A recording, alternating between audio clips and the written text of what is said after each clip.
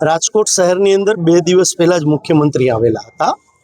આજે તમે જોવા જાવ તો આ રેવન્યુ ડિપાર્ટમેન્ટ છે, સરકારને કરોડો રૂપિયાની દરરોજની કમાણી કરીને આ વિભાગ આપે છે।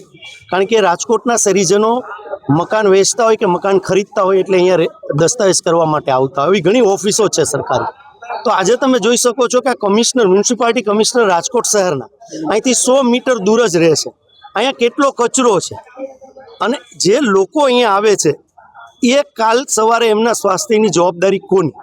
કારણ કે અહીંયા વકીલશ્રીઓ પણ આવે છે દસ્તાવેજ કરવા માટે, રાજકોટની જનતા પણ આવે છે, અડધી કલાક અહીંયા રાહ જોવી પડે છે અને આ કચરો એટલો બધો કચરો છે કે જેના હિસાબે લોકોની ક્યાંક ને ક્યાંક માંદગીમાં દસ્તાવેજ કરવા આવ્યો હોય ને માંદગી ઘરે લઈને જાય એવી પરિસ્થિતિ સામે આવી છે।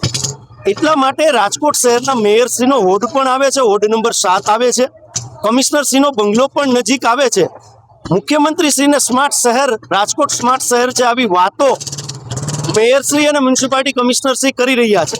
પણ આપણે એક ઉદાહરણ રૂપે કોંગ્રેસ વતી અમે આજે આ કાર્યક્રમ આપ્યો છે। અમારા પ્રદેશ કોંગ્રેસના આગેવાનોને સાથે રાખીને અમને વિચાર આવ્યો કે આ કાર્યક્રમ કરવો જોઈએ રાજકોટની જનતાની સુખાકારી માટે, એટલે અમે આજે આ કાર્યક્રમ કર્યો છે। માત્ર સ્માર્ટ શહેર છે એ કાગળ ઉપર છે।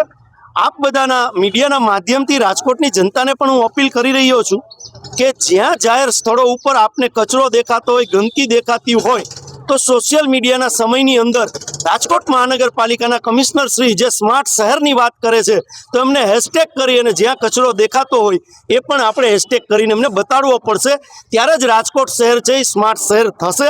રાજકોટની જનતાએ પણ જાગૃત થવું પડશે। આ અમે એક એક્ઝામ્પલ તરીકે આજે અમારા કોંગ્રેસ પરિવાર દ્વારા અમે સફાઈ કાર્યક્રમનો એક કાર્યક્રમ અહીંયા રાખેલો હતો।